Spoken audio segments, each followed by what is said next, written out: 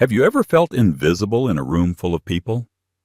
Have you ever given your heart, your soul, your entire being to someone, only to be told you're simply not enough?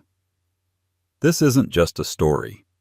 This is a cautionary tale about what happens when a good woman is pushed too far. It's the story of Anna Vance, a woman erased from her own life by a husband who chased status and a family that craved pedigree. They cast her out into the cold, penniless, and broken. But they made one fatal mistake. They underestimated her. They never imagined she would return not as a ghost of the past, but as the future bride of a man who could buy and sell their entire world. Stay with me, because this is the story of how the ignored became the unforgettable. The crystal chandeliers of the Ashford estate dripped light like frozen tears onto the polished marble floors. It was the annual Ashford Foundation Gala, the crown jewel of the city's philanthropic scene, and Anna Vance, wife of the esteemed Julian Ashford, felt like a ghost haunting her own life. She smoothed down the silk of her simple navy blue dress, a dress Julian's mother Eleanor had pointedly called understated, with a smile that never reached her cold, calculating eyes. For 5 years Anna had tried to fit into the Ashford mold. She'd learned about vintages of wine she couldn't afford to drink, artists whose work felt hollow, and the art of smiling placidly while being systematically dismantled. Julian, the man she'd fallen in love with in college for his easy laugh and supposed kindness, was now a stranger in a bespoke suit standing across the room. He wasn't looking at her. He was looking at Isabella Hawthorne. Isabella was everything Anna was not. Her laughter was loud and commanding, her red dress a slash of defiance in the sea of muted tones. Her father, Marcus Hawthorne, owned half the city's commercial real estate. She was, as Eleanor Ashford often reminded Julian, the right kind of girl. Anna watched them, a familiar cold knot tightening in her stomach. Julian leaned in, whispering something in Isabella's ear. Isabella threw her head back and laughed, her hand resting casually on Julian's arm. It wasn't the first time. For months, Isabella had been a permanent fixture, first as a business associate, then a family friend. Now the lines were so blurred they were non-existent. "Don't you look—" Quaint dear Eleanor's voice sliced through Anna's thoughts. The family matriarch stood beside her, holding a champagne flute like a weapon. "I do admire your commitment to simplicity. It's very on brand for your background." The insult was perfectly crafted, a silken dagger. Anna had grown up in a small town, the daughter of a librarian and a history teacher. Her world was books and quiet conversations, not stock portfolios and hostile takeovers. "Thank you, Eleanor," Anna said, her voice even. "I believe elegance doesn't need to shout." Eleanor's smile thinned. "No, but it does need to be seen. Julian is closing the Stratford deal tonight. It's a legacy-making moment. He needs a partner who reflects his stature, not a quiet shadow." The message was clear. Anna's very presence was a liability. She excused herself, needing air, and slipped onto the deserted terrace. The cold night air was a relief. A few moments later, the terrace doors opened again. It was Julian. "There you are," he said, his tone impatient. "Mother is looking for you. The photographer wants a family photo." "Does that family include Isabella now?" The question escaped before she could stop it. Julian sighed, the sound heavy with exasperation. "Anna, don't do this. Not tonight. Isabella is a friend. Her father is crucial to this deal."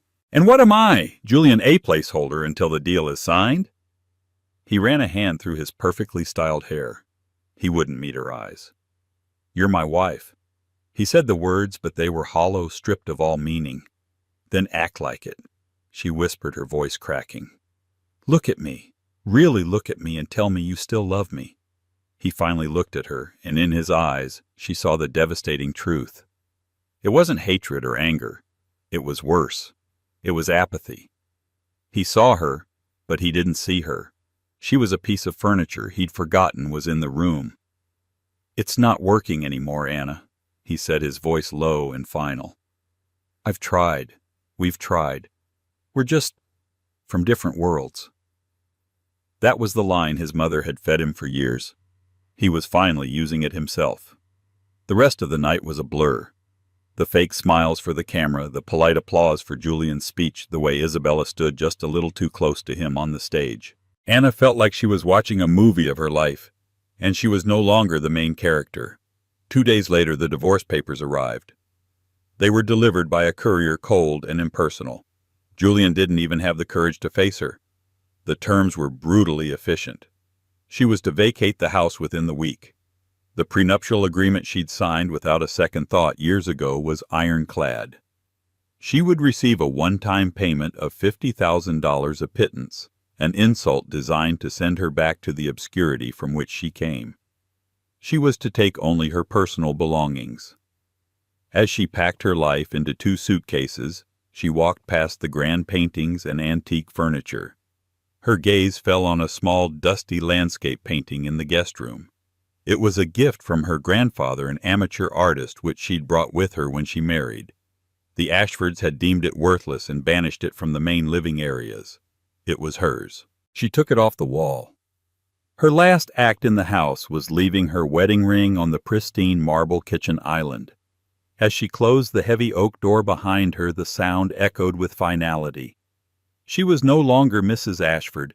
She was just Anna Vance, ignored, discarded, and utterly alone.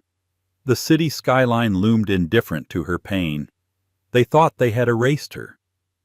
They had no idea they had just set her free. The first few months were a study in gray. The $50,000 after finding a small damp apartment on the outskirts of the city and paying the deposits felt less like a severance and more like a countdown to destitution. The vibrant world of galas and charity events was replaced by the flickering fluorescent lights of the grocery store and the lonely hum of a second-hand laptop. Anna's only anchor was her best friend Chloe. Chloe, a sharp-witted journalist who had never trusted the Ashfords, opened her tiny apartment to Anna without a second thought. "They're vipers," Chloe said one night, pouring them both cheap red wine into coffee mugs. "They didn't just divorce you, they tried to delete you. Did you see the latest society pages? Julian and Isabella Hawthorne are the city's newest power couple. They even photoshopped you out of a picture from last year's gala." Anna stared into her mug. She had seen it. The digital erasure felt almost more violent than the real one. It was a public declaration that she had never mattered. The humiliation was a physical weight pressing down on her chest, making it hard to breathe. For weeks she did nothing but drift. She applied for administrative jobs she was overqualified for and received polite rejections. The Ashford name, once a golden key, was now a lead weight. No one wanted to hire the ex-wife of Julian Ashford, especially when his new Flames family held so much influence. "What did you love to do before him?" Chloe asked gently, trying to break through the fog of despair. Anna thought back. Before the pressure to be the perfect corporate wife, before the endless dinners and suffocating expectations, there was art. Design. She'd studied interior design in college, her final portfolio praised for its innovative use of space and light. She had a talent for seeing the potential in forgotten things, for bringing warmth and life to empty rooms. She'd given it up because Eleanor had called it a frivolous hobby. "I liked making spaces feel like homes." Anna said the words, feeling foreign in her mouth. The next day, Chloe dragged her to a local coffee shop, The Daily Grind, which was in desperate need of a makeover. The owner, a gruff but kind man named Sal, was complaining about losing customers to the new sleek chain that had opened down the street. "I'll do it for free," Anna heard herself say. "Just cover the cost of materials. Let me redesign this place." Sal looked at her, then at the peeling paint and mismatched furniture, and shrugged. "Kid, what have I got to lose?" For the next month, Anna poured every ounce of her pain and frustration into that coffee shop. She haunted flea markets and thrift stores, finding hidden gems, old chairs she could reupholster, vintage tables she could refinish. She painted the walls a warm, inviting teal, designed a new lighting scheme with soft, ambient fixtures, and built a cozy reading nook in a forgotten corner. She hung her grandfather's landscape painting behind the counter, its quiet beauty a silent act of defiance. She worked until her hands were raw and her body ached, but for the first time in years she felt alive. She wasn't Julian Ashford's wife, or Eleanor's disappointment. She was a creator, a builder. When she was done, the transformation was staggering. The daily grind was reborn. It was warm, eclectic, and full of character. Customers started pouring in, drawn by the inviting atmosphere. A blogger from a local design magazine wrote a glowing feature on the hidden gem with $1 million feel. The article didn't mention Anna by name, only referring to a gifted local designer. But it was enough. The feature was a tiny spark in the darkness. It led to a small commission to redesign a boutique, then another to stage a home for a real estate agent. She established a small one-woman firm, Vance Interiors, operating out of her tiny apartment. Each project was a brick in the foundation of her new life. She wasn't making a fortune, but she was paying her bills. She was surviving. One afternoon, while sourcing fabrics, she saw a headline on a magazine stand. It was a glossy photo of Julian and Isabella announcing their engagement. The ring was a monstrous diamond, a vulgar display of wealth. The article quoted Julian, with Isabella, "I've finally found a partner who understands my world, who complements my ambition." The words were a direct shot meant to wound, and they did. But as Anna looked at the photo, at Julian's tight, forced smile and Isabella's triumphant smirk, she felt something new alongside the pain. Pity. They were trapped in a gilded cage of their own, making a world built on transactions and appearances. Her world, though small and humble, was real. It was built with her own two hands. She turned away from the magazine rack and walked back to her workshop. The spark of her new life wasn't just about survival anymore. She realized she didn't want to just survive their memory. She wanted to thrive so brightly that their world would be nothing but a shadow in her own brilliant light. The art of disappearing was over. It was time to start the art of becoming. 3 years passed. 3 years of relentless work. Vance Interiors was no longer a one-woman operation run from a cramped apartment. Anna had cultivated a reputation for her unique style, a blend of classic elegance and warm, modern livability. She specialized in soulful spaces, environments that reflected the character of their inhabitants, not just the latest trends. Her name was whispered in exclusive circles, a secret weapon for those who wanted taste, not just ostentation. She had moved into a chic loft in the Arts District, which doubled as her studio. She was successful, respected, and for the most part content. The Ashfords were a distant memory, a scar that had faded to a thin silver line. The call that changed everything came on a Tuesday morning. The voice on the other end was clipped professional and had an unmistakable French accent. "This is Jean-Pierre Dubois, executive assistant to Mr. Damien Chevalier. Mr. Chevalier has been following your work and would like to discuss a potential commission." Anna almost dropped her phone. Damien Chevalier wasn't just a name. He was a legend. A mysterious self-made billionaire with a global empire spanning tech, luxury hotels, and sustainable energy. He was notoriously private, rarely photographed, and known for his impeccable, almost severe taste. To be noticed by him was like being an amateur astronomer who discovers a new galaxy. "Of course," she said, her voice betraying none of her shock. "I'd be happy to discuss the project."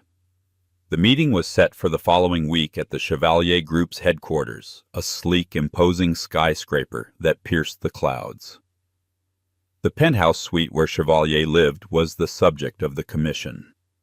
When she was shown into his office, she was struck by two things. First, the room was stark minimalist to the point of being cold.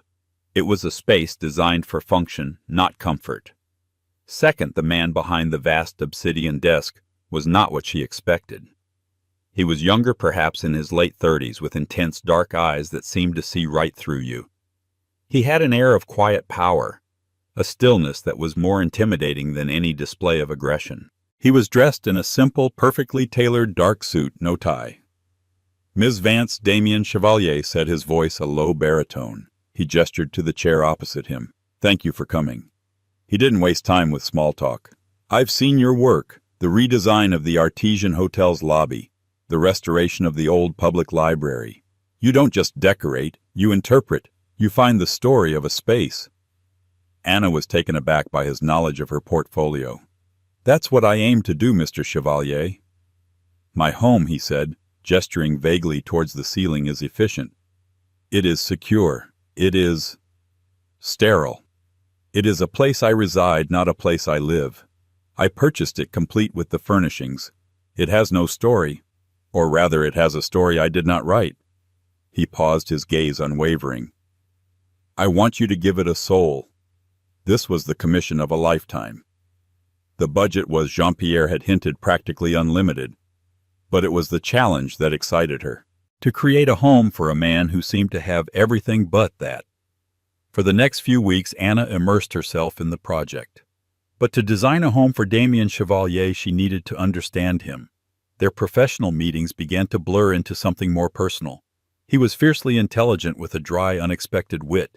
She learned he'd grown up with nothing, building his empire from scratch with a brilliant mind and an unshakable will. He too knew what it was like to be an outsider, to be underestimated. He was fascinated by her process, by the way she talked about textures and light.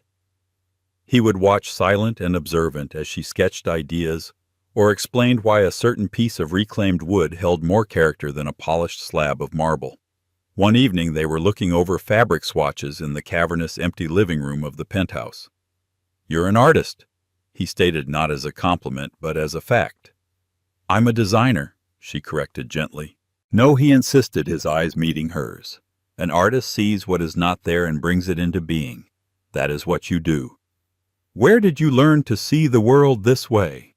She hesitated, then found herself telling him about her childhood, about her grandfather, who taught her to paint, who told her that every object had a history. And then she told him about Julian. She told him how that part of herself had been buried, deemed a frivolous hobby, by a family that valued only status and acquisition. Damien listened without interruption, his expression unreadable. When she finished, there was a long silence. "To ignore such a gift in someone," he said finally, his voice laced with a cold anger that startled her, "is not just a failure of judgment. It is a failure of character." In that moment, Anna felt something shift. He wasn't just seeing her portfolio or her skills. He was seeing her. The parts of her she had hidden away, the parts the Ashfords had tried to extinguish. The penthouse project became a collaboration. It transformed from a cold glass box into a sophisticated sanctuary filled with bespoke furniture, rich textures, contemporary art, and personal touches that spoke of Damien's journey. It was a space that was both luxurious and deeply personal. It had a soul.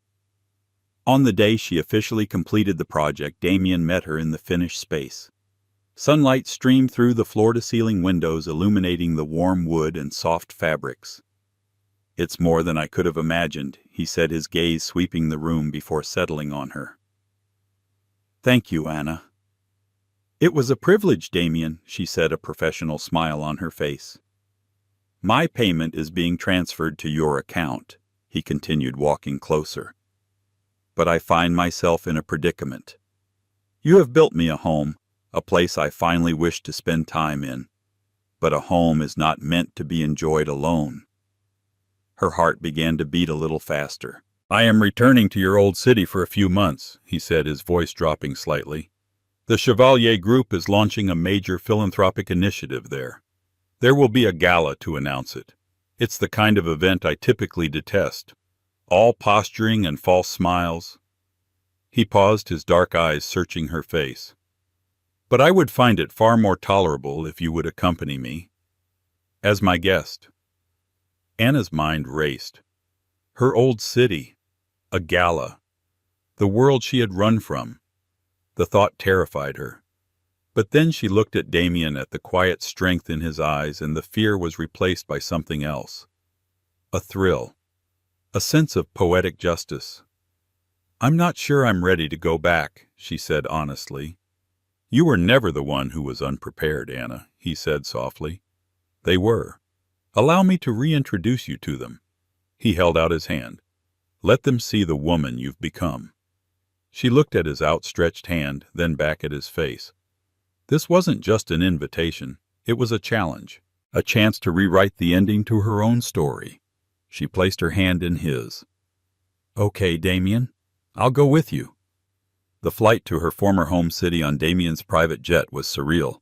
Below them, the familiar skyline grew closer, a constellation of lights that once represented her deepest humiliation.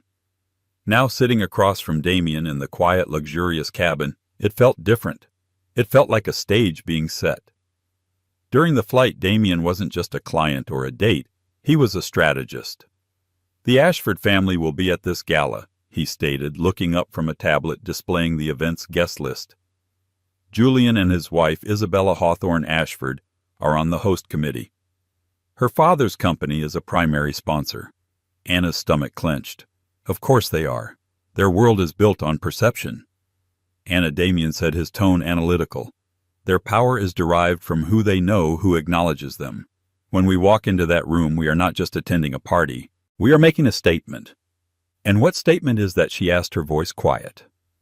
That their judgment is worthless. That the person they discarded is now beyond their reach. That their social currency is about to be devalued. He leaned forward slightly. "But it will only work if you are ready. If they see a flicker of fear or uncertainty in you, they will feel victorious. You must be untouchable." The words were harsh, but they were also a shield. He was arming her. They landed and were whisked away to a penthouse suite at the city's most exclusive hotel, one Damien owned.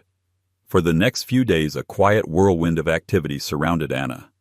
A stylist Damien trusted flew in from Paris with a collection of gowns. A jeweler delivered a velvet case of understated but breathtakingly expensive pieces. It wasn't about creating a costume.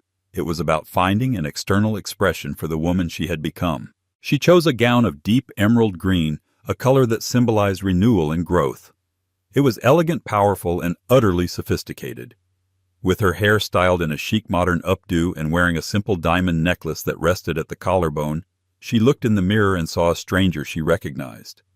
It was her, but fortified. The night of the gala, Damien came to her suite. He was dressed in a classic black tuxedo that made him look like he'd stepped out of a movie. He stopped dead in the doorway, his eyes taking her in.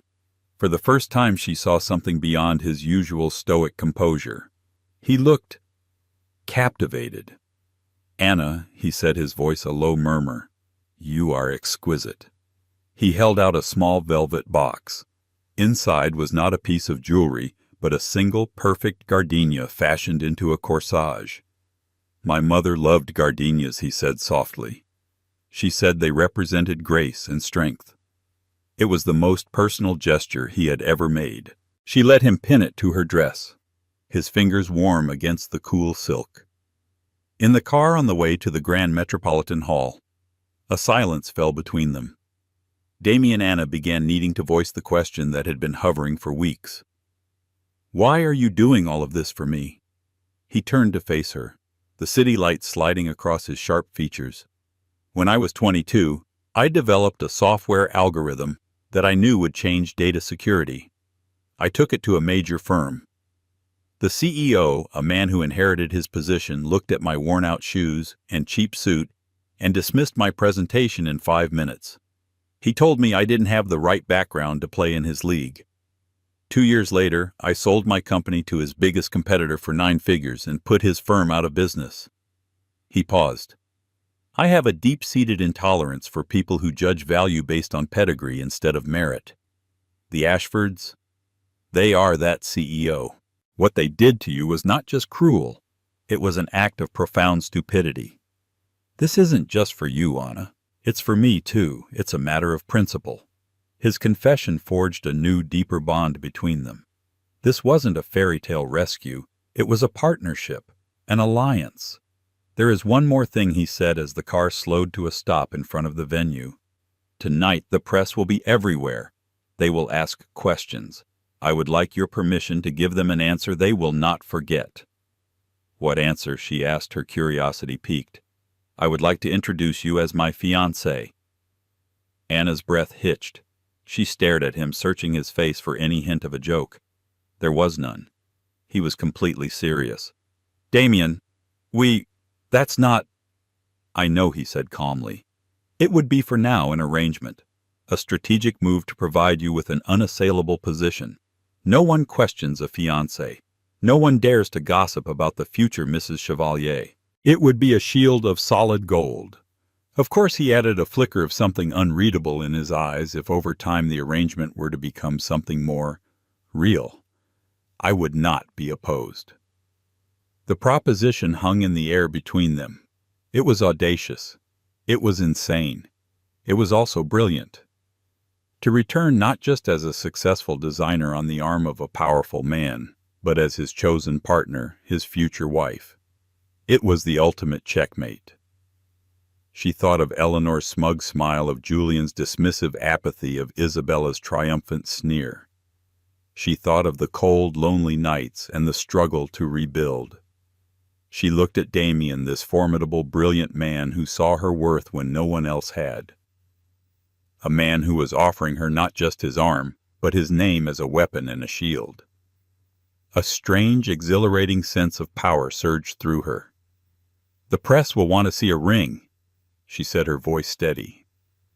A slow smile spread across Damien's face. He reached into his jacket pocket and produced a black ring box. He opened it. Inside, nestled on black velvet, was the most magnificent ring she had ever seen. It was a flawless emerald-cut diamond flanked by 2 smaller sapphires. It was elegant, timeless, and powerful. It looked like it was made for her. "I am a man who comes prepared," he said. He slipped the ring onto her finger. It was a perfect fit. "So, Ms. Vance," Damien said, his eyes gleaming with anticipation. "Are you ready to make an entrance?" Anna took a deep breath, the weight of the ring on her finger a tangible reminder of the power she now wielded.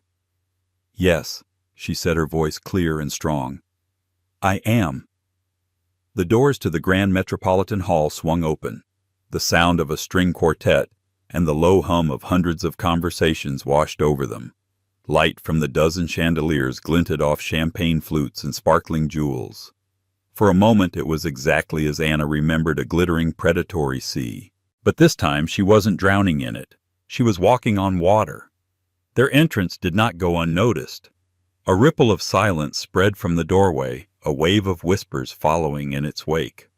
All eyes turned to the striking couple who had just arrived. First they saw Damien Chevalier, the almost mythical billionaire, making a rare public appearance. The sight of him alone was enough to cause a stir. But then they saw the woman on his arm. They saw her elegant emerald gown, the confident set of her shoulders, the serene smile on her face. Recognition dawned on their faces, followed by disbelief, then pure, unadulterated shock. It was Anna Vance, the discarded wife, the woman who had simply vanished. Anna kept her eyes fixed forward, her hand resting lightly on Damien's arm. She could feel the stares like physical touches. She could hear the gasps and the frantic, hushed questions. "Is that? My God, it's her. What is she doing with him?" They moved through the room, a bubble of stunned silence traveling with them. Damien nodded curtly at a few acquaintances, his expression unreadable, his presence a clear sign that Anna was under his protection. And then she saw them. The Ashfords.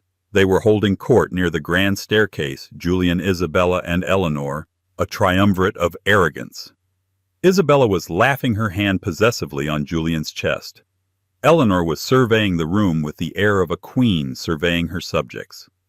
Their laughter died as they saw the commotion near the entrance. Julian's eyes widened, his champagne glass freezing halfway to his lips. Isabella's smile vanished, replaced by a look of confused fury. But it was Eleanor's reaction that Anna would savor for the rest of her life. The matriarch's perfectly composed face slackened, her eyes narrowing into slits of pure venom and disbelief. She looked as if she had seen a ghost who had come back to haunt her dressed in couture. Damien steered Anna directly towards them. There was no avoiding this. It was a deliberate, calculated move, a confrontation on their home turf. As they approached, the small circle around the Ashfords fell silent, watching the impending collision with breathless anticipation. "Julian," Eleanor, Damien said, his voice calm and carrying. "A pleasure." His gaze was glacial. He completely ignored Isabella. Julian stared at Anna, speechless. He looked her up and down, taking in the gown, the confidence, the impossible reality of her presence. He looked like a man seeing a black-and-white photograph suddenly burst into vivid, brilliant color. Eleanor recovered first, her lips curling into a facsimile of a smile. "Anna." "What a surprise. We hadn't heard you were back in town." The unspoken addendum was, or that you were still relevant. "I'm here on business," Anna replied, her voice smooth as silk. She felt a strange sense of detachment, as if she were watching a scene from a play. "Business." Isabella scoffed, finally finding her voice. She stepped forward, linking her arm possessively through Julian's. "Don't tell me you're waiting tables now." The insult was childish, pathetic. Before Anna could respond, Damien spoke. "On the contrary," he said, his voice cutting through the tension. "Ms. Vance is the creative visionary behind the redesign of my new hotel portfolio, starting with the Chevalier Grand in Paris." A collective intake of breath came from the onlookers. The Chevalier Grand was the most anticipated luxury hotel opening in a decade. Isabella's face paled. Julian looked as though he'd been slapped. This was not the broken, penniless woman they had cast aside. This was a major player working with one of the most powerful men in the world. "And I find her vision so compelling," Damien continued, his timing impeccable, "that our professional partnership has become a personal one." He raised Anna's left hand, which he had been holding. The magnificent ring caught the light, sending out shards of emerald and blue fire. "Allow me to introduce my fiancée, Anna Vance." The explosion was silent but deafening. Jaws dropped. Whispers erupted into a roar. A camera flashed from across the room, a society photographer capturing the moment for eternity. Julian's face was a mask of utter devastation. He stared at the ring, then at Anna's serene face, and then at Damien's possessive hand on her arm. In that one moment, the full crushing weight of his mistake seemed to land on him. He hadn't just divorced a quiet, unassuming woman. He had discarded a hidden treasure. A treasure another man, a far greater man, had unearthed and now displayed as his most prized possession. Eleanor looked apoplectic, her face flushed with rage. Her perfectly ordered world, her carefully constructed social hierarchy had just been blown apart. The woman she had deemed unworthy was now engaged to a man whose fortune dwarfed their own 100 times over.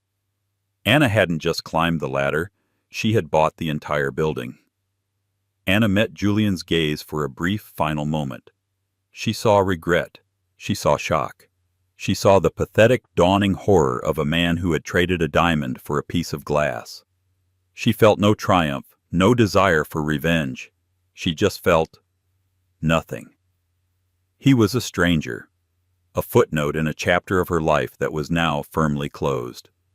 She turned her back on them, allowing Damien to lead her towards the center of the ballroom. As they walked away, she heard Isabella's shrill, panicked voice, "Julian." Julian say something, but Julian said nothing. The power in the room had shifted decisively and irrevocably. The ghost had returned not for a haunting, but for a coronation. And the Ashfords were now the ones who were invisible. The morning after the gala, the city was buzzing.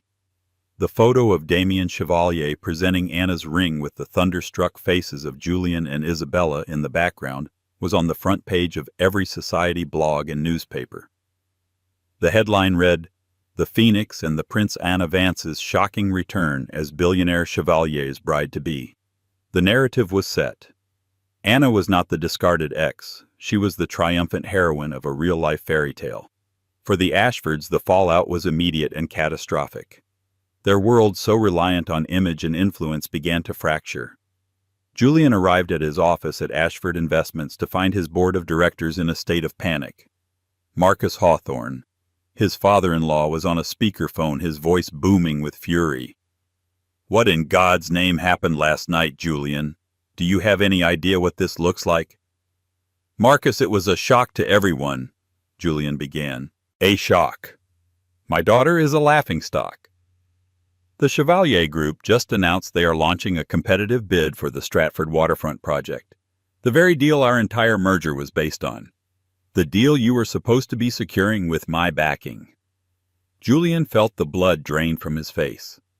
The Stratford project was his magnum opus, the deal that would cement his legacy. Chevalier wasn't interested in Stratford.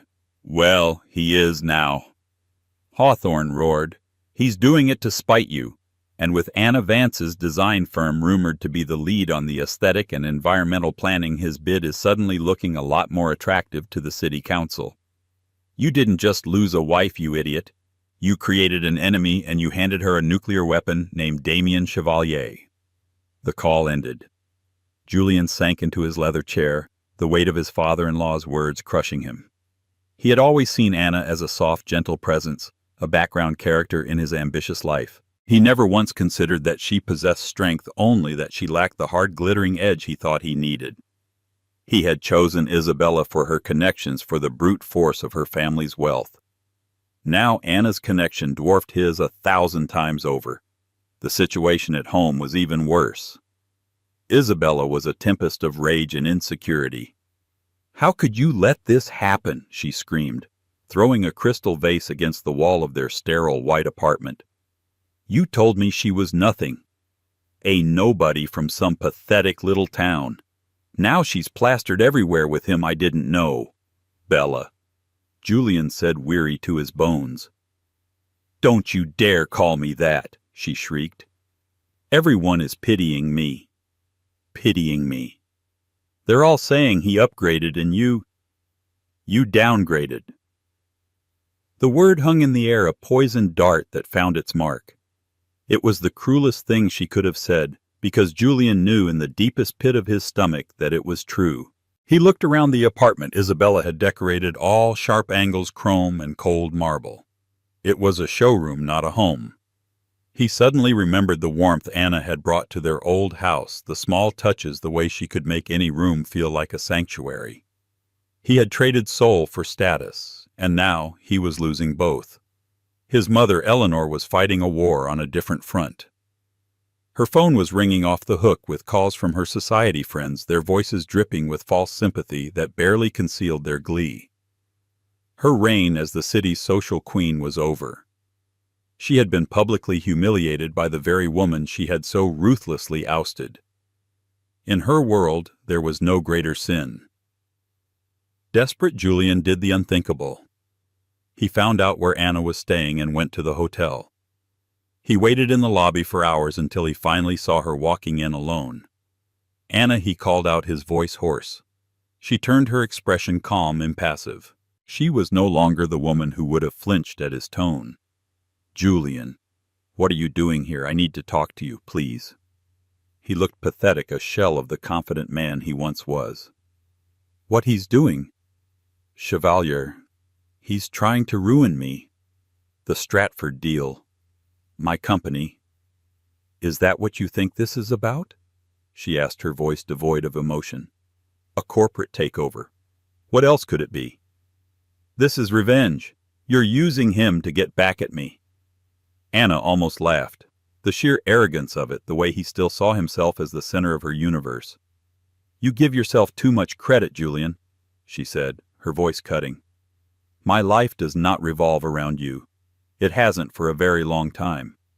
Damien is interested in the Stratford project because it's a good investment, and he believes my vision for a sustainable community-focused development is superior to your plan for another soulless block of luxury condos.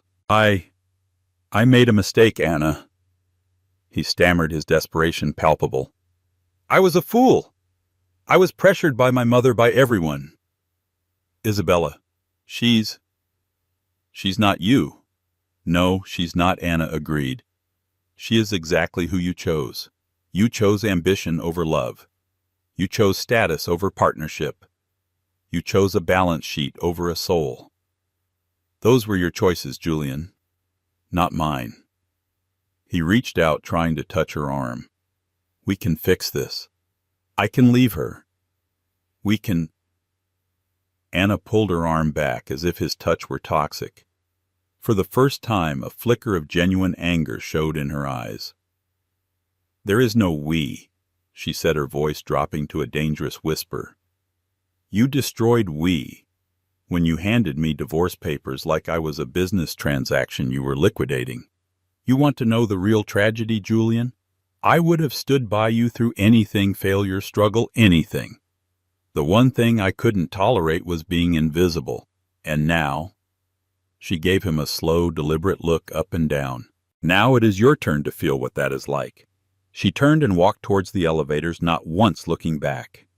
Julian stood alone in the grand lobby, the Ashford's empire cracking around him, finally understanding the true cost of what he had thrown away.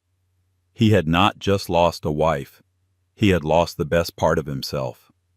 The Stratford waterfront was a place of ghosts and promises. The salty wind whipping in from the bay carried the scent of brine and damp earth. Skeletal frames of abandoned warehouses stood silhouetted against a pale, overcast sky, their broken windows like vacant eyes staring out at the restless gray water. It was a place of decay, but to Anna it was a canvas of immense potential. Here, where the city had turned its back, she envisioned parks, public art spaces, and beautiful, sustainable homes.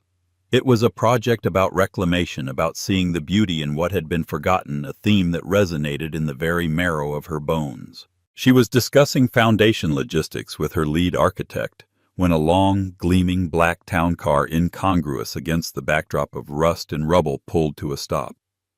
It was a vehicle that belonged to a different world, a world of manicured lawns and silent, judgmental corridors. Anna knew who it was before the door even opened. Eleanor Ashford emerged, her slim figure wrapped in a cashmere coat that seemed to battle the aggressive wind.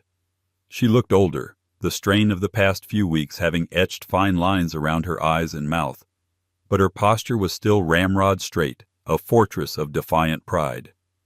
She picked her way through the uneven terrain as if walking on glass, her expression one of utter distaste. "Leave us," Anna said quietly to her team. They packed their schematics and retreated, casting curious glances over their shoulders. "I need a word with you," Eleanor said as she finally reached Anna. Her voice was thin and brittle, stripped of its usual condescending warmth. "You found me," Anna replied, her tone neutral. She did not feel anger or fear, only a profound sense of distance, as if observing a character from a book she had long since finished reading. "You have 5 minutes, Eleanor. This is a working site." The implied dismissal, the subtle shift in power dynamics, did not go unnoticed. A flicker of indignation crossed Eleanor's face before being suppressed. All of this has to stop," she began, her gesture encompassing the waterfront project, the press, the entire spectacular implosion of her family's reputation. "This vendetta of yours, it's unbecoming." "A vendetta." Anna's laugh was a short, sharp sound carried away by the wind. "You mistake consequence for intention, Eleanor. I have simply been living my life. The fact that my success happens to illuminate your family's failures is a circumstance of your own creation. Don't be naive." Eleanor snapped, her composure cracking. "You've made your point. You've had your little revenge, humiliated my son, and dragged our name through the mud. What more could you possibly want? Is it money? Is that what this has always been about? Fine." She reached into her designer handbag. "Name your price. A check. A trust. Whatever it takes to make you and your benefactor go away." The offer, so crude and transactional, was the purest distillation of Eleanor's worldview. Anna looked out at the water for a long moment, watching a lone gull fight against the current. "You still don't see it, do you?" she said, turning back to face the older woman. "Even now, after everything. You believe the world operates on a ledger of debits and credits. You have a fundamental misunderstanding of what is truly valuable." "Oh, please," Eleanor sneered, her voice dripping with disdain. "Spare me the sentimental sermon. You're engaged to one of the wealthiest men on the planet. Don't pretend you're above the allure of money. You played the long game and hit the jackpot. I should almost be impressed. The difference between you and me, Eleanor, is that my relationship with Damien is not an asset on a balance sheet. I would be with him if he had nothing. You, on the other hand, wouldn't have let your son marry me if my last name had been Rockefeller. You don't value people. You value pedigree. You don't see individuals. You see acquisitions. And your greatest failing is that you are a terrible appraiser of worth." Anna's words were calm, precise, and they struck their target with devastating accuracy. She saw it in the tightening of Eleanor's jaw, the sudden pallor of her skin. "You called me a nobody," Anna continued, her voice steady against the wind. "A girl from a small town with no connections. You said I was holding Julian back. But was I? Or was I the only person in his life who saw him as a man, not a legacy? The person who would have supported his passions, not just his profit margins. You're the one who held him back, Eleanor. You hollowed out your own son and taught him to value the frame more than the painting. The catastrophe your family is facing now, you were its primary architect." As she spoke, Anna thought of the one physical object she had carried out of that cold, lonely mansion, her grandfather's small, dusty painting. It had been her one tangible link to a life before the Ashfords, a life of warmth and genuine affection. During her years of struggle, she'd taken it to an appraiser simply to ensure the one thing of sentimental value she owned. The old man had cleaned a small corner, looked through his loupe, and then slowly, reverently taken off his glasses. He'd informed her that her grandfather, a humble history teacher, had been a lifelong friend of the then unknown post-impressionist Robert Chenier. The painting was not a tribute by her grandfather. It was an original early Chenier, a gift from one friend to another. It was a masterpiece of quiet, unrecognized genius, and it was worth over $3 million. Anna reached into the leather portfolio she carried and pulled out a thick manila envelope. "I believe this belongs to you, or rather, it's the final piece of our history." Eleanor looked at the envelope with suspicion, as if it might contain an explosive. Hesitantly, she took it. Inside, she found not a legal threat or a demand, but a sheaf of documents, a high-resolution photograph of the painting, the official notarized valuation from a world-renowned auction house, and a letter of authentication. At the very top was a deed of gift. "That painting," Anna said, her voice soft but clear, "hung in your guest room for 5 years. You once referred to it as that worthless little thing. It was surrounded by works you and your consultants had spent millions on, a collection you curated to broadcast your exquisite taste. Yet that worthless painting is now valued at more than what's left of Ashford Investments." Eleanor's face went completely white. She stared at the paper, her perfectly manicured hands trembling slightly. It wasn't just the staggering monetary value that shocked her. It was the sheer damning symbolism of it all. It was irrefutable proof of her own blindness. "It hung in your home and you never saw it." Anna pressed on her voice, devoid of triumph, only a profound, final sadness. "You saw a cheap frame and a no-name artist. You couldn't see the genius in the brushstrokes, the soul in the landscape. You looked right at it day after day and you saw nothing of value, just like you looked at me." With that, Anna's final message was delivered. She had not come back to destroy them. Their own shallow values had been the instrument of their ruin. "The painting has been donated," Anna added, delivering the final quiet blow. "The proceeds will establish a new arts foundation for underprivileged children, so that young people with talent, regardless of their background, will have a chance to be seen."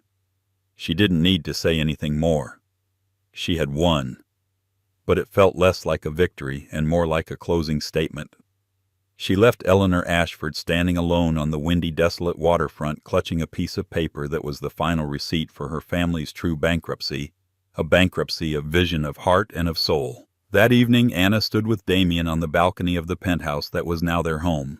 The sterile space she had first encountered was gone, replaced by a sanctuary filled with warmth, books, art they had chosen together, and the quiet hum of a shared life.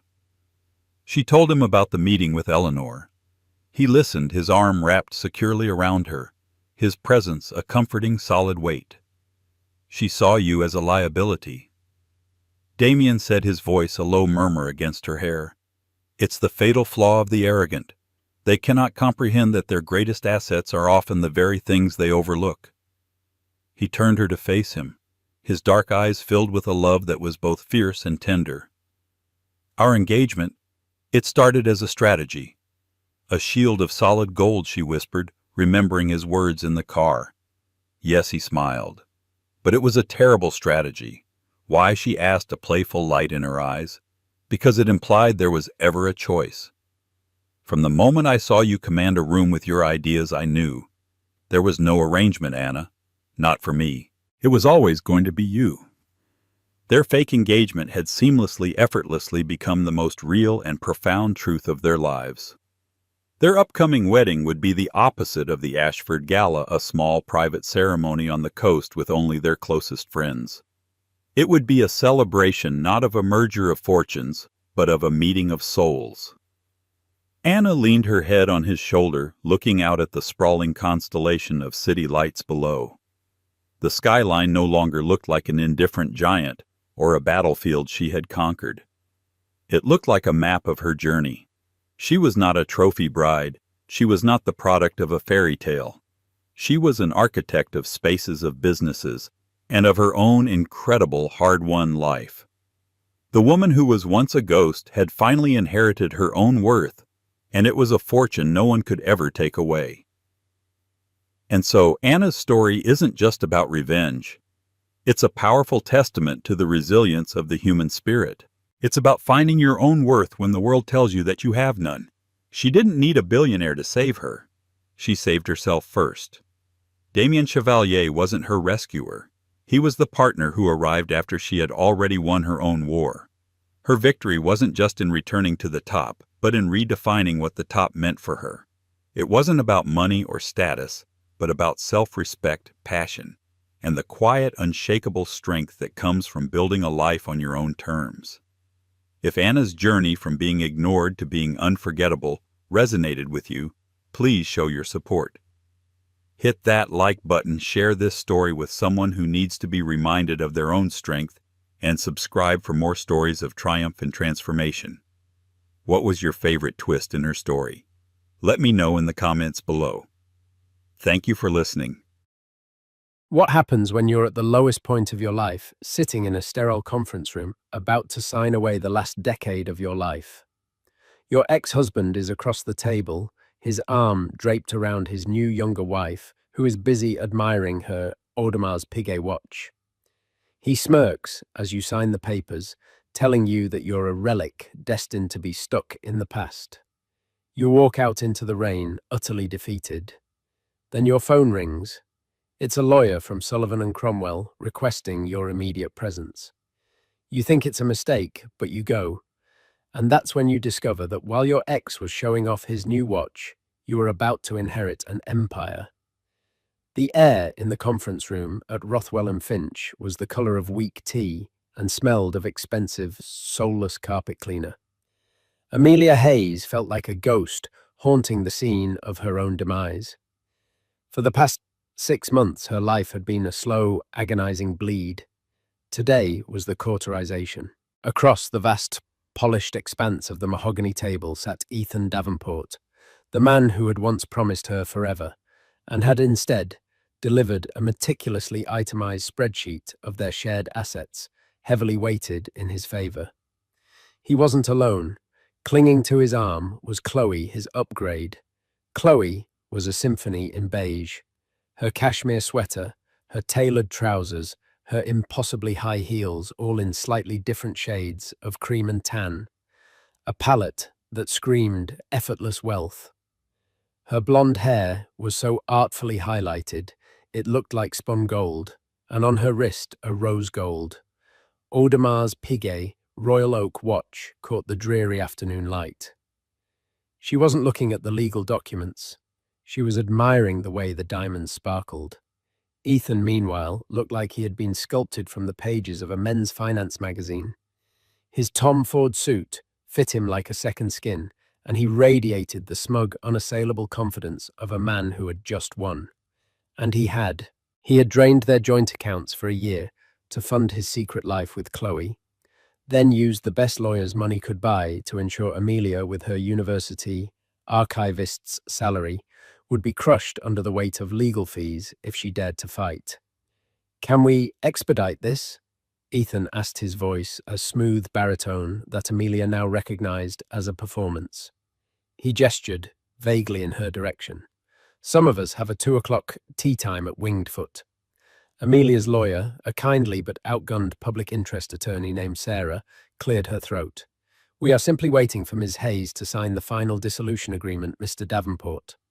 As stipulated, Amelia waives all claims to future earnings and alimony in exchange for the remaining 6 months on her apartment lease and a one-time payment of $10,000. $10,000. It sounded like an insult, and it was meant to be. It was the cost of Chloe's handbag, which sat on the table like a pampered pet. For Amelia, it was the thin line between survival and destitution. Chloe let out a delicate, bored sigh. Honestly, the things one has to sit through. It's all so archaic. She turned to Ethan, her voice a sugary whisper, loud enough for the entire room to hear. Darling, after your golf game, should we stop by the dealership? The new Porsche Taycan in chalk white is simply divine. Amelia's hand resting on the document trembled slightly. They had test-driven a sensible Subaru the year before he left, and he'd told her they couldn't afford it. The lies were so numerous, so layered, they had formed the very foundation of their last years together. Ethan leaned forward, fixing Amelia with a look of profound theatrical pity. Just sign it, Ames. It's for the best. You can go back to your books, your dusty old manuscripts. It's where you belong. He lowered his voice, but the intent was for it to carry. Let's face it, you were always more comfortable in the past. You're an archivist. You preserve things that are dead.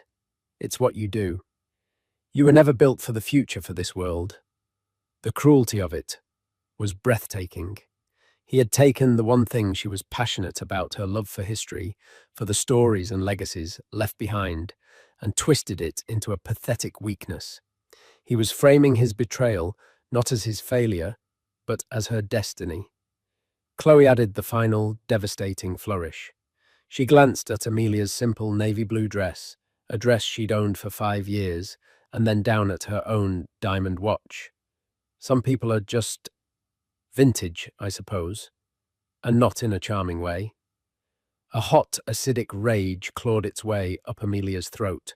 She wanted to scream, to tell Chloe that her future was built on stolen money and a hollow man, to tell Ethan that he was a coward and a thief. But she knew it would only delight them. It would be the hysterical reaction they expected from the woman they had so thoroughly discarded. So she did the only thing she could. She picked up the heavy, gold-plated pen. She channeled all her pain, all her humiliation into the point of that nib. She looked at the signature line, her name typed beneath it. Amelia Hayes, no longer Davenport. The name had felt like a costume for a year. Now she was finally taking it off. With a steady hand that betrayed the storm inside her, she signed. The ink was black and final. She slid the document across the table. There, she said, her voice quiet but clear. It's done. Ethan's face split into a triumphant grin. He stood pulling Chloe up with him. He didn't bother to look at the paper. His lawyer would handle the details. Excellent. Sarah, expect the wire transfer within the hour. He paused and looked at Amelia one last time, the pity back in his eyes. Good luck, Ames. I really do hope you find your quiet little corner of the world. They swept out of the room, leaving behind the scent of Ethan's Creed Aventus cologne and Chloe's cloying floral perfume, a cloud of expensive condescension. Amelia sat there, hollowed out the $10,000 settlement, feeling like 30 pieces of silver. Sarah patted her shoulder. You were incredibly dignified in there, Amelia. Dignified. She felt like a historical document that had just been declared irrelevant and scheduled for incineration. She gathered her worn leather satchel and her coat. She was alone with 6 months to find a new place to live, a pittance to her name and a future that felt as grey and empty as the New York sky outside. Her phone, a 3-year-old model with a web of cracks across the screen, buzzed in her pocket. A blocked number. Probably a spam call trying to sell her an extended car warranty she didn't have. She almost ignored it, but on a whim, she answered, her voice a hoarse whisper. Hello, am I speaking with Miss Amelia Hayes? The voice on the other end was deep formal and resonated with an old-world authority. It was the voice of someone who measured time in generations, not tea times. Yes, this is she. Ms. Hayes, my name is Alastair Finch. I am a senior partner at Sullivan and Cromwell. I am calling you on behalf of the estate of the late Mr. Silas Blackwood. It is a matter of the utmost urgency that I meet with you today. Could you be at our offices at 125 Broad Street within the hour? Amelia's mind short-circuited. Sullivan and Cromwell. That was one of the most powerful, prestigious law firms in the world. And Silas Blackwood, the name was a ghost from her childhood, her grandmother's estranged brother, a reclusive, almost mythical figure she had met exactly once at a family funeral when she was 10. He had been a tall, austere man with eyes that seemed to see right through you. He'd asked her what book she was reading, and when she'd shown him a history of the Romanovs, he'd simply nodded, said, "Legacy is a burden," and walked away. She hadn't seen or heard from him since. I think you have the wrong person," she stammered. "My great-uncle and we didn't know each other," Ms. Hayes, the voice said, with a tone of unshakable certainty. "I can assure you I do not have the wrong person. 1 hour. My assistant will meet you in the lobby." The line went dead. Amelia stared at her cracked phone, her heart starting to pound a strange new rhythm. Silas Blackwood, Sullivan and Cromwell. It was nonsensical, a bizarre cosmic prank on the worst day of her life. But then Ethan's final words echoed in her ears. "You were always more comfortable in the past." A tiny, unfamiliar spark ignited in the hollow space where her heart used to be. For the first time all day, it wasn't despair. It was a flicker of defiance. The taxi ride from the sterile midtown office of Rothwell and Finch to the imposing heart of the financial district felt like a journey across a chasm. Each click of the meter was a reminder of her precarious financial state, the $10,000 settlement shrinking with every block. Amelia watched the city blur past a rain-streaked canvas of grey and neon. She was operating on a strange, detached autopilot, driven by a force she couldn't name. It was the same instinct that made her, as an archivist, follow a faint trail of ink on a forgotten map, a curiosity that momentarily overrode the crushing weight of her reality. When the cab pulled up to 125 Broad Street, a gleaming tower of black glass and steel that seemed to pierce the low-hanging clouds, she felt a fresh wave of intimidation. This was the world Ethan aspired to, a world of titans who didn't need to flaunt their watches because they owned the companies that made the steel. She paid the driver the fare, making her wince, and stepped onto the rain-slicked pavement. Before she could even process where she was going, a woman in a razor-sharp charcoal suit stepped out from under the building's awning. "Ms. Hayes." The woman asked her, smile polite but devoid of warmth. "I'm Clara, Mr. Finch's executive assistant. He's expecting you." Clara led her through a lobby of soaring marble and hushed, purposeful silence. The air here was different, cool, filtered, and smelling faintly of power. They bypassed the main security desk and were escorted to a private elevator bank. Clara used a keycard, and the elevator ascended with a silent, stomach-dropping swiftness. The doors opened directly into the reception area of Sullivan and Cromwell. It was less an office and more a baronial hall. The walls were panelled with dark, lustrous wood, hung with museum-quality paintings of maritime scenes. The quiet was absolute, broken only by the distant, rhythmic ticking of a massive grandfather clock. "Mr. Finch is in the main conference room," Clara said, her heels making no sound on the plush, deep blue carpet. She led Amelia to a set of imposing double doors and opened one for her. The conference room was vast. One entire wall was a floor-to-ceiling window offering a breathtaking panoramic view of the New York harbor and the Statue of Liberty. In the center of the room was a table that looked like it had been carved from a single gargantuan piece of obsidian. At the head of the table, silhouetted against the dramatic sky, stood a man who perfectly matched his surroundings. Alistair Finch was in his late 60s, with a mane of silver hair, a neatly trimmed beard, and piercing blue eyes. He wore a perfectly tailored three-piece suit of charcoal wool that made Ethan's designer clothes look like a cheap costume. Hayes, he said, his voice the same calm, authoritative baritone from the phone. Thank you for coming on such short notice. Please have a seat. He gestured to a single leather chair placed opposite him. It felt less like a seat and more like a witness stand. Amelia sat, placing her worn satchel on the floor beside her. It looked like a stray animal that had wandered into a palace. Mr. Finch, she began, her voice trembling slightly. I have to say again, I'm almost certain there's been a mistake. My great-uncle Silas disliked small talk, rarely attended family functions, and hadn't been seen in public since 1998. Mr. Finch finished for her, a flicker of a smile touching his lips. I know. I was his attorney, his confidant, and one of his very few friends for the last 40 years. And he spoke of you, Miss Hayes. Not often, but with a specific and notable interest. Amelia was stunned into silence. He knew you'd chosen a life in academia, Mr. Finch continued, his gaze steady and assessing. He knew you became an archivist. He once told me, Amelia preserves legacies. The rest of the world just consumes them. He admired that. He saw it as a sign of character, a quality he found to be in tragically short supply. He knew about my work. The thought was both baffling and strangely touching. A silent, invisible patron she never knew she had. Silas knew a great many things. Which brings us to the purpose of this meeting. His expression turned solemn. I'm afraid I am the bearer of sad news. Silas passed away peacefully in his sleep 3 days ago. He was 98 years old. His instructions upon his death were explicit and absolute.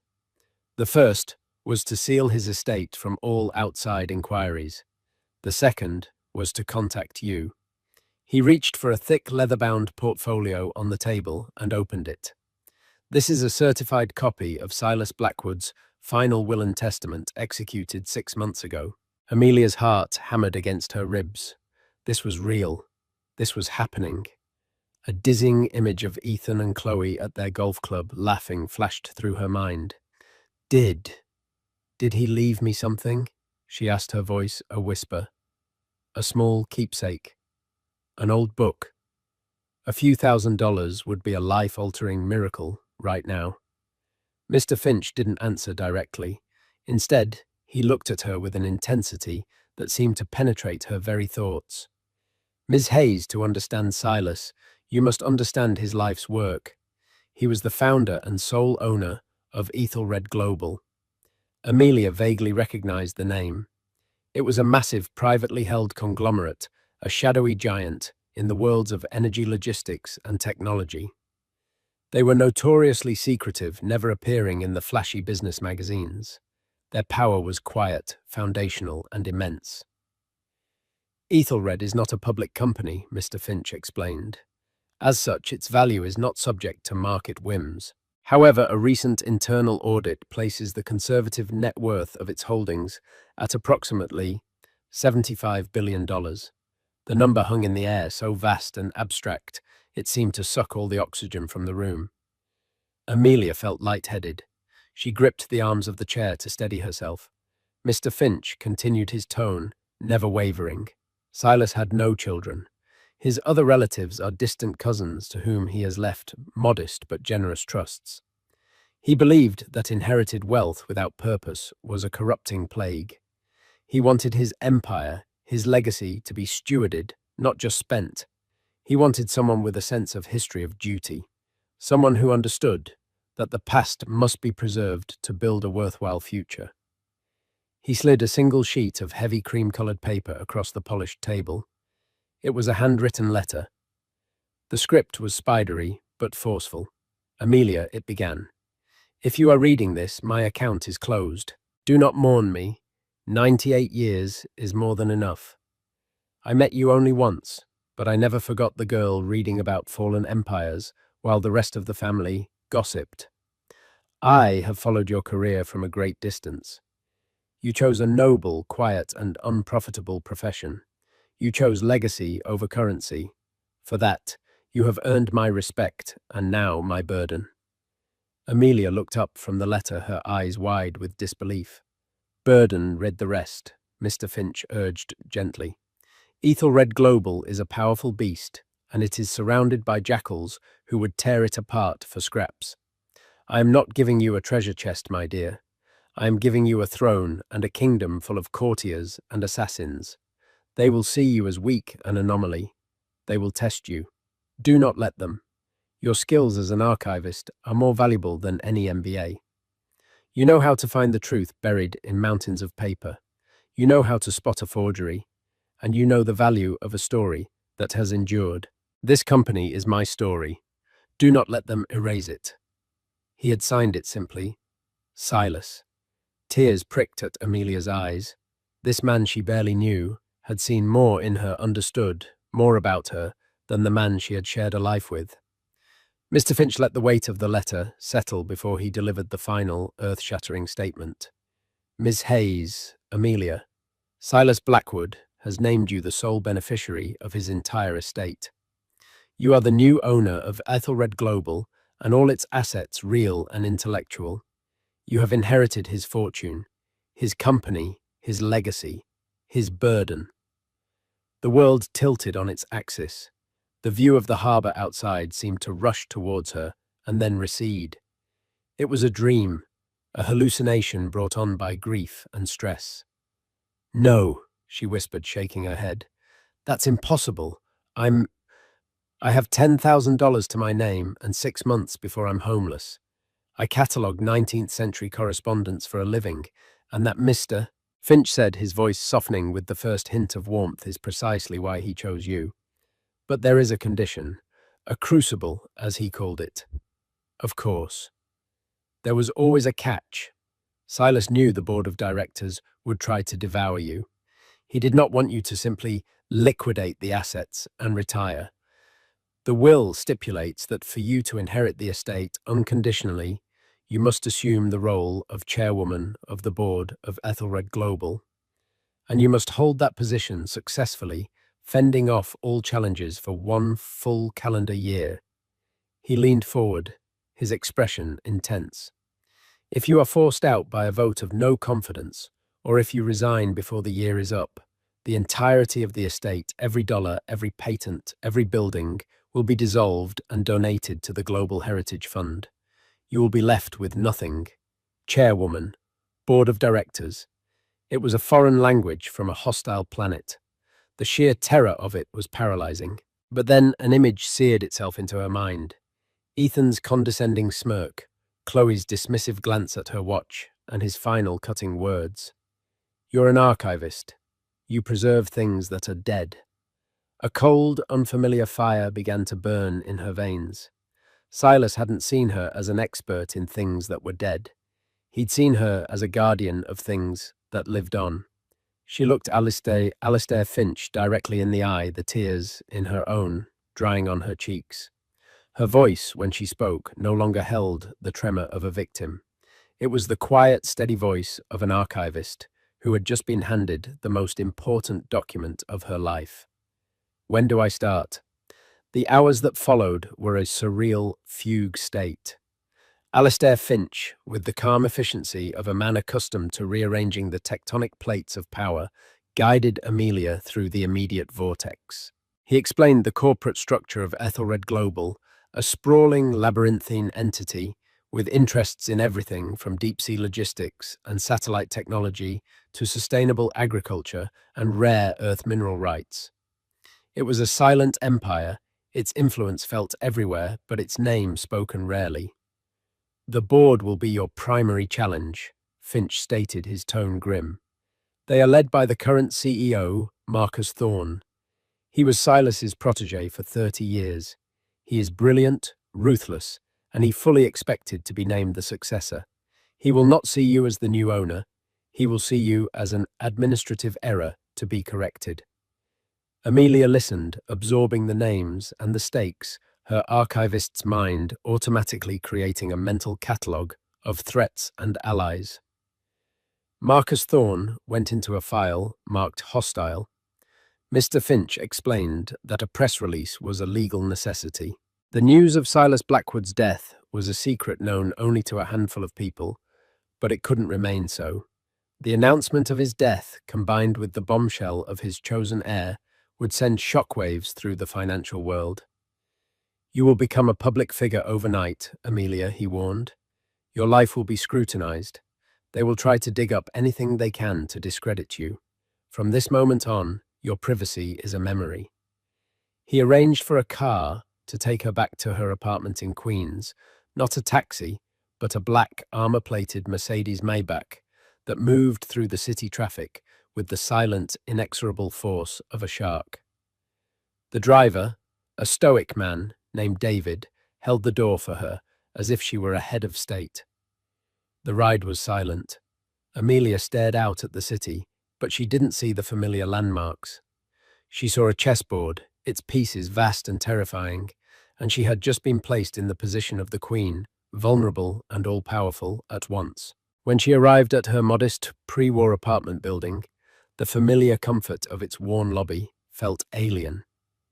Inside her apartment, the silence was deafening. The ghosts of her life with Ethan were everywhere. The indentation in the sofa cushion where he always sat, the empty space on the bookshelf that used to hold his finance textbooks. For 10 years, this place had been a home. For the last 6 months, it had been a prison of memories. Now it was a museum exhibit of a life that no longer existed. She sat on her sofa, the one with the slightly frayed armrest, and pulled out Silas's handwritten letter. She read it again, and then a third time. Your skills as an archivist are more valuable than any MBE. You know how to find the truth buried in mountains of paper. It wasn't just a validation. It was a mission statement. He had given her not only his fortune, but the very lens through which to wield it. Her cracked iPhone buzzed. It was a text message from Ethan. Hey, hope you're okay. Sorry if Chloe came off a little strong.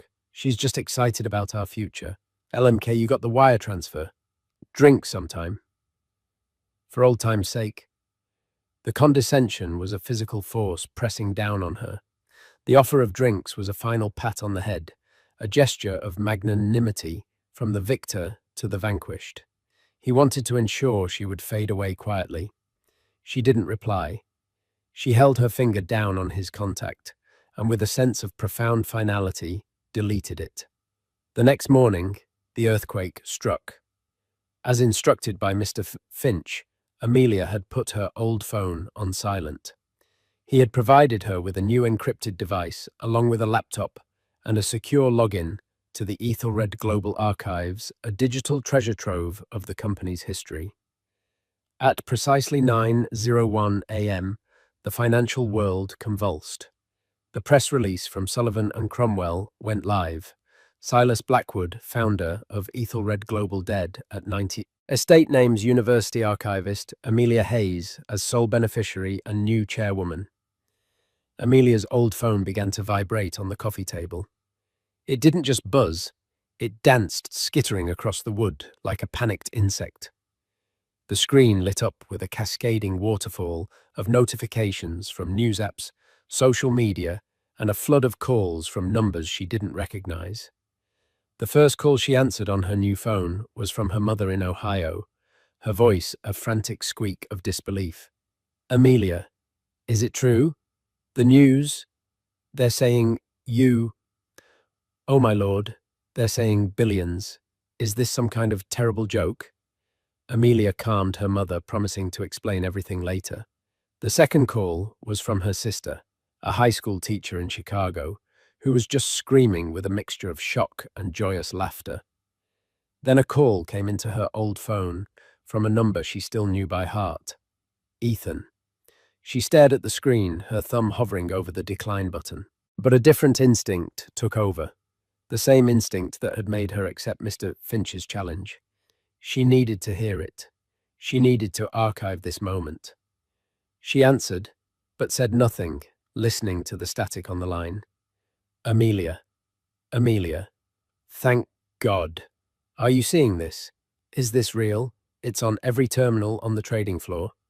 Bloomberg, Reuters. They're calling you the archivist heiress. What the hell is going on? His voice was a frantic, high-pitched mess, stripped of its usual smooth composure. It's real. Ethan, she said, her voice a calm, flat C, a beat of stunned silence, then the sound of a sharp, ragged breath. Oh my God, he whispered. His tone shifted instantly, becoming slick, conspiratorial, urgent. Okay, listen to me. Amelia, you can't trust these people. These lawyers, these corporate sharks. They're going to try to take everything from you. You don't know this world, but I do. I can protect you. We can manage this. Together. The sheer, unmitigated audacity of it was a wonder to behold. Amelia repeated the single word, dripping with ice. Yes, we... Think about it. I know finance. You have the position. We were a team. Amelia, don't you remember yesterday? Yesterday was a mistake. I was under a lot of pressure. Chloe, she doesn't understand our history. That settlement, the 10,000. It was just a formality. I was going to give you more, I swear. He was a frantic, pathetic liar, and for the first time she saw him not with the lingering pain of love, but with the cold, clear eye of a historian analyzing a failed leader. You said I belong in the past, Ethan, she said, softly, twisting the knife he himself had forged. You said I was a relic. Why would you want a relic as a partner? I didn't mean it like that. I was trying to motivate you. I always knew you had this potential in you, this hidden strength. He sputtered, his desperation palpable. She heard a shrill voice in the background, Chloe. Ethan. Who are you talking to? Is it her? What is going on? My mother just forwarded me an article from the Daily Mail. Just a second, honey. Ethan hissed his hand, failing to muffle the sound. Amelia, listen to me. We have to meet. Tonight. We can fix this. I can fix this. I'll get rid of Chloe. It was always you, Amelia. It was always you. The last vestige of her heartbreak, the lingering ghost of the love she'd had for him, evaporated in that moment, incinerated by the raw heat of his greed. He hadn't just betrayed her, he had never even known her. Goodbye, Ethan, she said, her voice devoid of all emotion. No, wait, Amelia. Don't hang up. We can be powerful, more powerful than you can imagine. Amelia, she ended the call. Immediately, he called back. She declined. He called again. She powered the old phone down for the last time. She stood up and walked to the window. Outside her building, a news van from Channel 4 was pulling up to the curb. A reporter was already setting up a camera. The siege had begun. Her old life was over. It had been signed away yesterday, but only now was it truly gone, burned away by the rising sun of her new reality. She was no longer Amelia Hayes, the jilted wife. She was Amelia Hayes, the chairwoman of Ethelred Global, and she had an empire to learn. The days that followed were a crucible. Amelia's quiet queen's apartment became a gilded prison, besieged by a relentless horde of reporters and paparazzi. Alistair Finch, anticipating this, orchestrated her extraction with the precision of a special forces operation. In the dead of night, she was moved into a sprawling, multi-floor residence at the top of the Time Warner Center at Columbus Circle, an anonymous fortress of glass and steel with its own private entrance and security detail.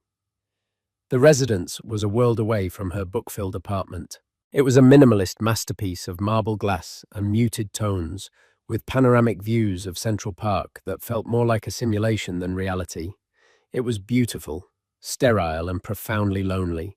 It was Silas Blackwood's New York home, a place he hadn't visited in a decade. Amelia's new life was a structured, 18-hour-a-day immersion course in being a billionaire. Her mornings were spent with tutors, a retired Wharton professor for finance, a former diplomat for corporate governance, a stone-faced woman who taught her security protocols. Her afternoons were spent with Alastair Finch, dissecting the complex anatomy of Ethelred Global. But her nights were her own, and in the quiet solitude of her glass tower, she did what she did best. She went to the archives. The company's digital archives were her sanctuary. For hours, she would read through decades of board meeting, minutes project proposals, internal memos, and most importantly, Silas's private correspondence. She began to see the company not as a corporate entity, but as a living history. She saw the audacious risks Silas took in the early days, the betrayals he suffered, the loyalties he cultivated. She saw his vision evolve from a hungry, ambitious enterprise to a global power with a deep, almost feudal sense of responsibility. In his letters, she saw his growing disillusionment with the modern world's obsession with short-term profit. They are dismantling the cathedrals to sell the stones, he wrote to a friend in one letter. And she saw the rise of Marcus Thorne, his name appearing again and again, first as a brilliant young analyst, then as a ruthless division head, and finally as the CEO, his memos growing increasingly focused on quarterly returns and shareholder value, a language Silas himself seemed to rarely use. She saw the slow, subtle shift in the company's soul. Her first board meeting was scheduled for the following week. Finch warned her it would be an ambush. "Marcus will try to make you look like a fool," he said during one of their sessions. "He will present something complex, something laced with jargon, and demand an immediate decision. He wants to prove to the board that you are an empty dress, a placeholder. Your first test is to not take the bait." The days leading up to the meeting were a blur of preparation. Amelia barely slept, her mind a whirlwind of financial terms and corporate bylaws. The public scrutiny was relentless. Ethan and Chloe had embarked on a full-scale media tour, casting themselves as the tragic, concerned loved ones. Page 6 of the New York Post ran a story with the headline, "Billionaire Heiress, Mentally Fragile, Fears Ex-Hubby." In the article, a source close to the couple claimed Ethan was worried the sudden wealth had caused a mental break, and that he was exploring his options to protect her from herself. It was a clear public threat, the first move in a campaign to declare her incompetent. The morning of the board meeting, Amelia stood before a full-length mirror. A stylist handpicked by Finch's office had assembled a wardrobe for her. It wasn't flashy, it was armor. A tailored dark grey Armani dress, low-heeled but formidable, Louboutin pumps, and her hair pulled back in a severe, elegant chignon. The woman in the mirror was a stranger, composed, formidable, and radiating a quiet power she didn't feel. When she walked into the Ethelred boardroom on the 80th floor of their Wall Street headquarters, the effect was immediate. The room, a glass-walled cage suspended above the city, fell silent. The 10 board members, a collection of grizzled industry veterans and sharp-suited financiers, stared at her as she entered. It was a unified, calculated display of intimidation. At the head of the table sat Marcus Thorne. He was in his late 50s, with a handsome patrician face, perfectly coiffed silver hair, and the cold, assessing eyes of a hawk. He didn't rise. He simply watched her approach, a faint, condescending smile playing on his lips. "Ms. Hayes," he said, his voice a low, rumbling purr of command. "Welcome to Ethelred. We were all so surprised to hear of your appointment." The word surprised was laced with venom. He meant appalled. Amelia walked to the empty chair at the opposite head of the table, Silas's chair. Mr. Finch took a seat slightly behind her, a silent, watchful presence. She placed her single, slim leather portfolio on the table, her hands steady, despite the frantic beating of her heart. She met Marcus Thorne's gaze directly. "Mr. Thorne, I'm sure it was a surprise, but here we are." Her calm, direct response seemed to momentarily throw him off. He had clearly expected a stammering, terrified librarian. He recovered quickly. Indeed, well before we begin, I must speak for the entire board when I express our profound concern. Silas was a genius, but in his final years, his eccentricity was well documented. This, I'm afraid, seems to be his final and most damaging whim. A murmur of agreement went around the table. Ethelred is not a university archive. Ms. Hayes Thorne continued, his voice dripping with condescension. It's a multi-billion-dollar global entity navigating complex, volatile markets. It requires a lifetime of experience, not a passion for dead languages. It was the bait. He was trying to get a reaction to make her prove his point that she was an emotional amateur. Instead, she thought of Silas's letter. You know how to spot a forgery. She opened her portfolio. Thank you for your concern, Mr. Thorne. I believe the first item on the agenda is your proposal for the acquisition of the Kestrel mining operation in the Democratic Republic of Congo. Thorne's smile widened. This was his chosen weapon.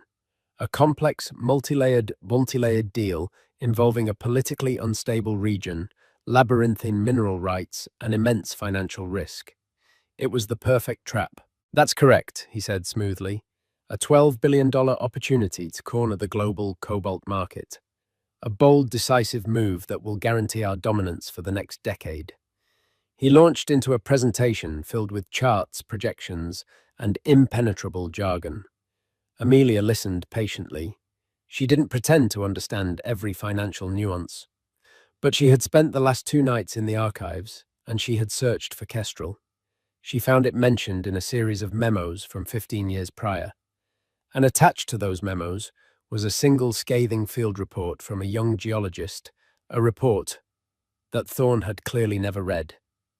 When he finished his presentation, he looked at her expectantly. So, Madam Chairwoman, do we have your approval to proceed? All eyes were on her. This was the moment, her abdication or her coronation.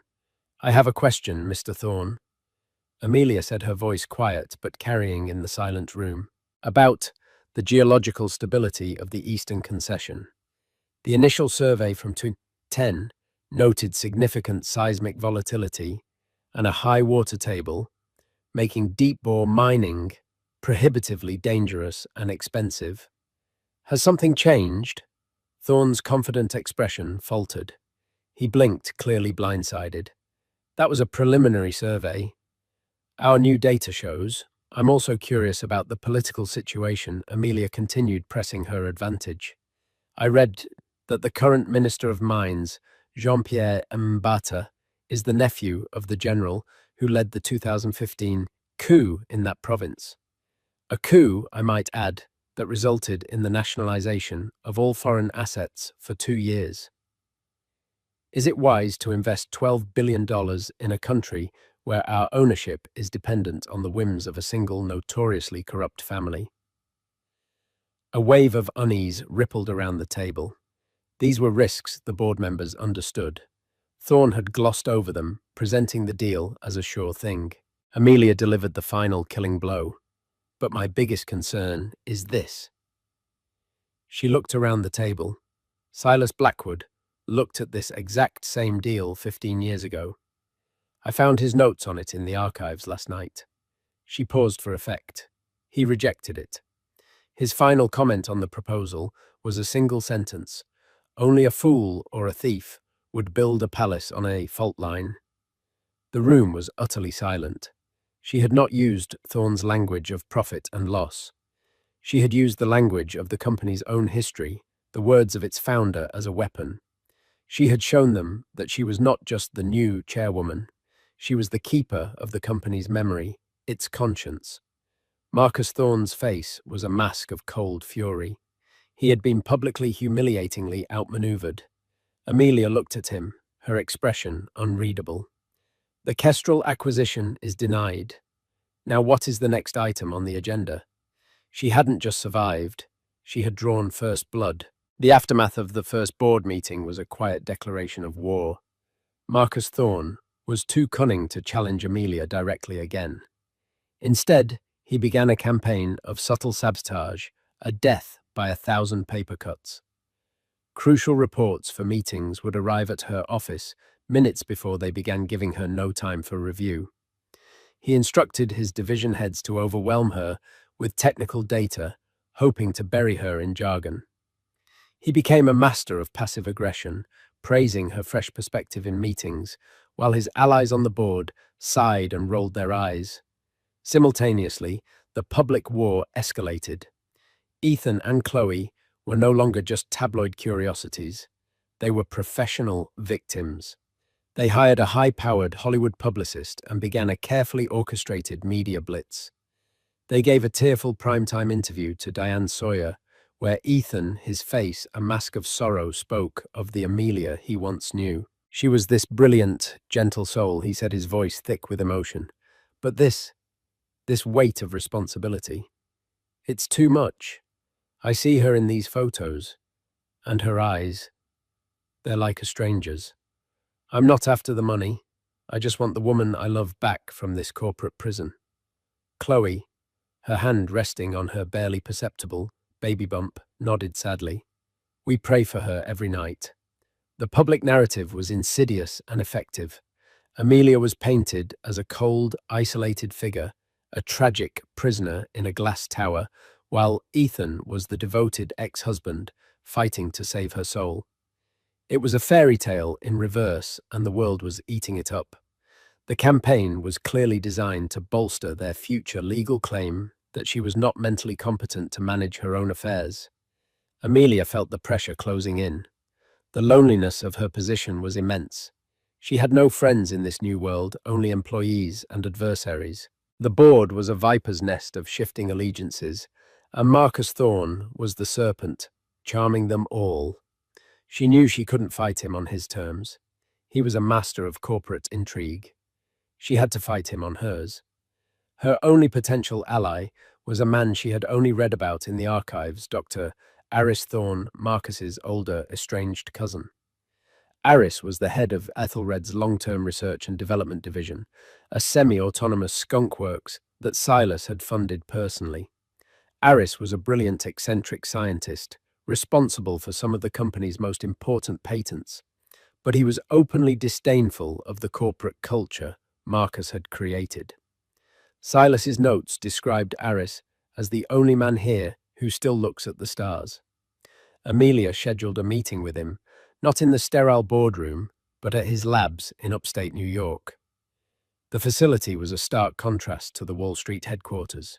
It was a chaotic, sprawling campus of greenhouses, workshops, and labs, humming with quiet, focused energy.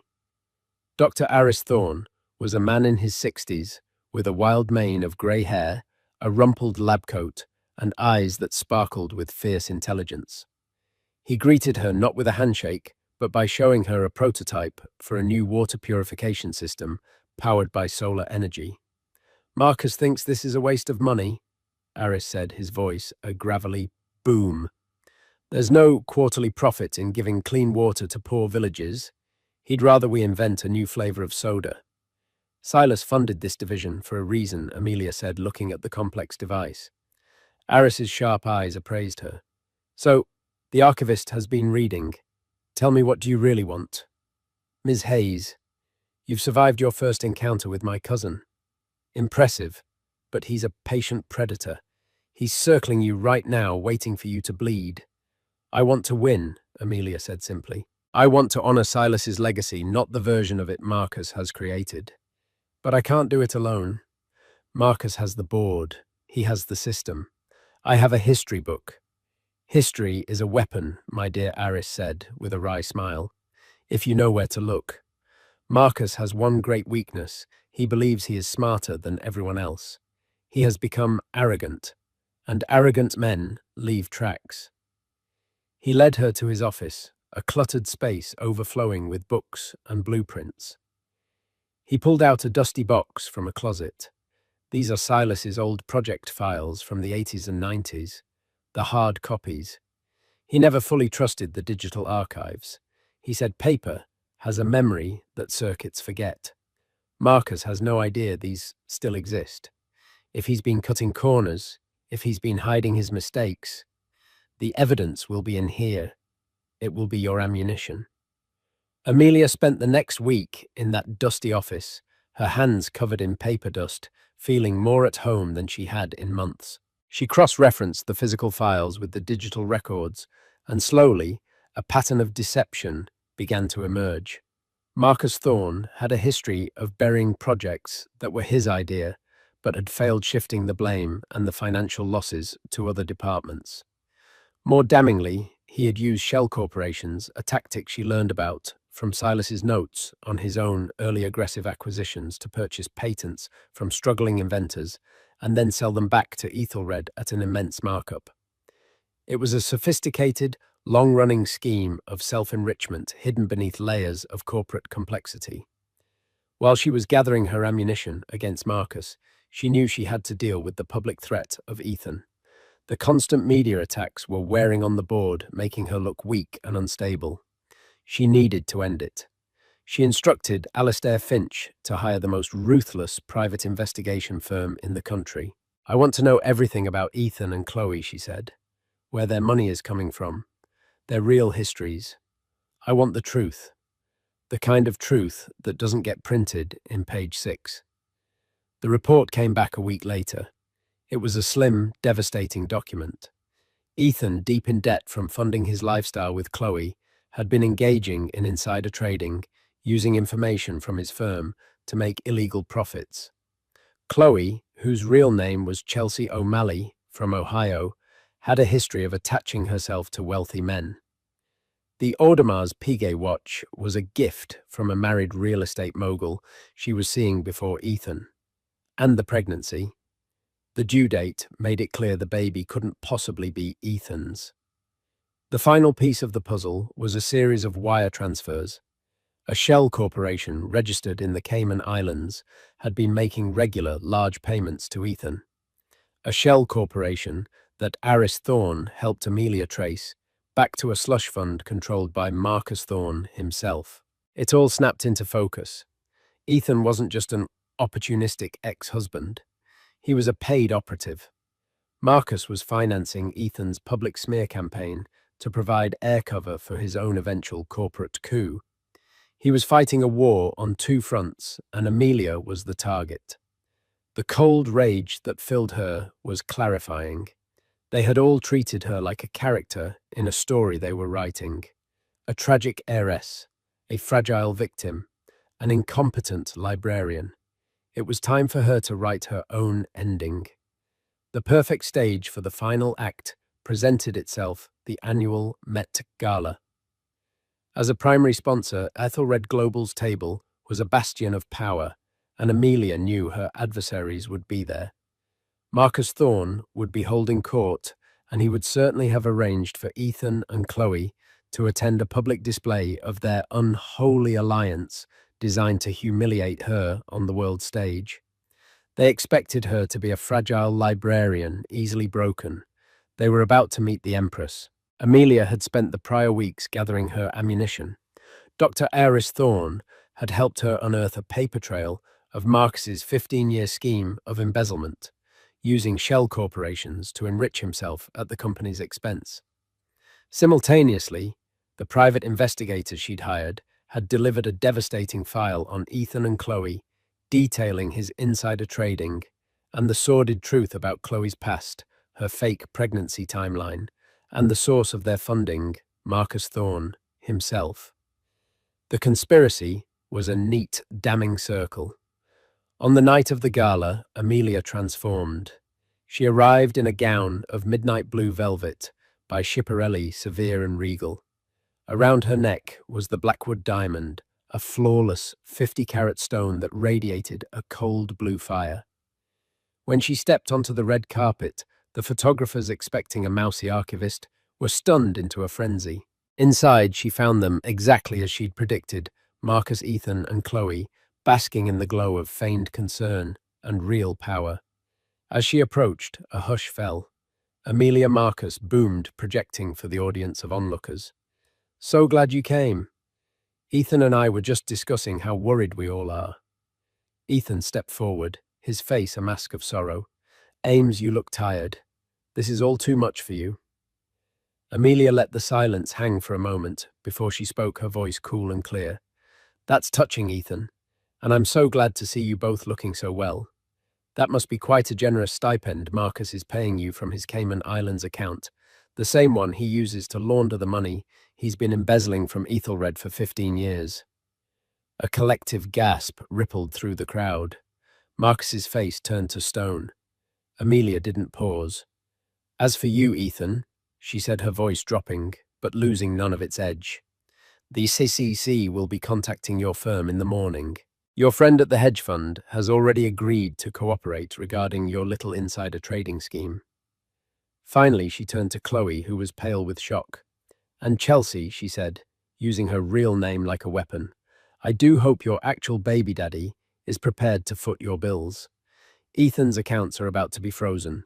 By the way, the Audemars Piguet is a fake. A good one, but a fake. She had not raised her voice. She had simply presented her research calmly and methodically, like an archivist presenting her findings.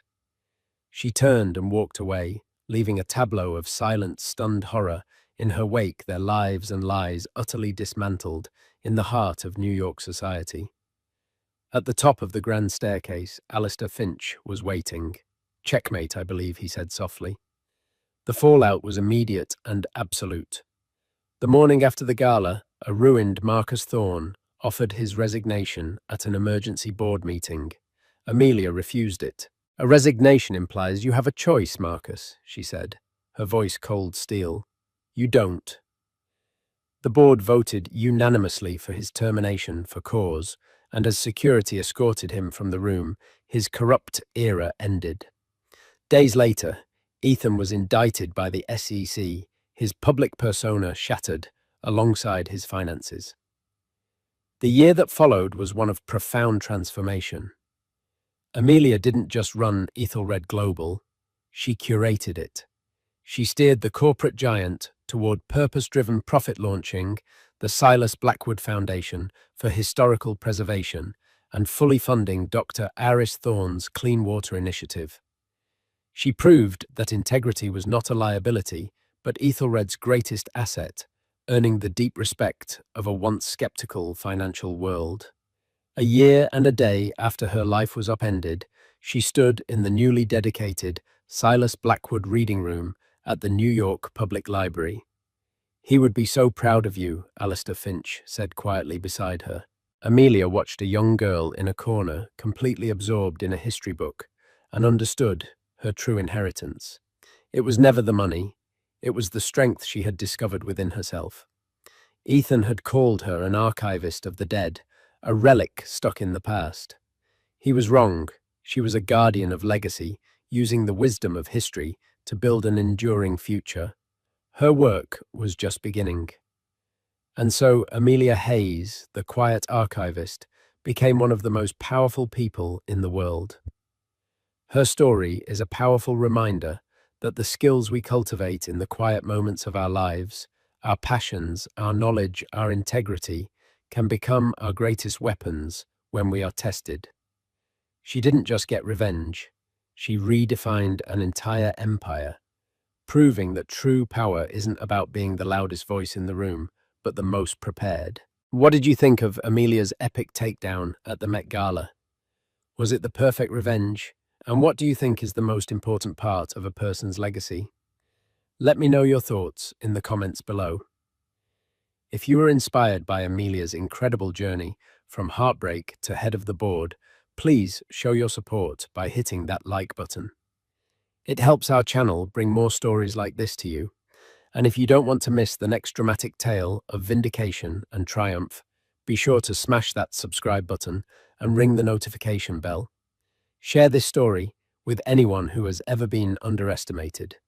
Thank you for listening.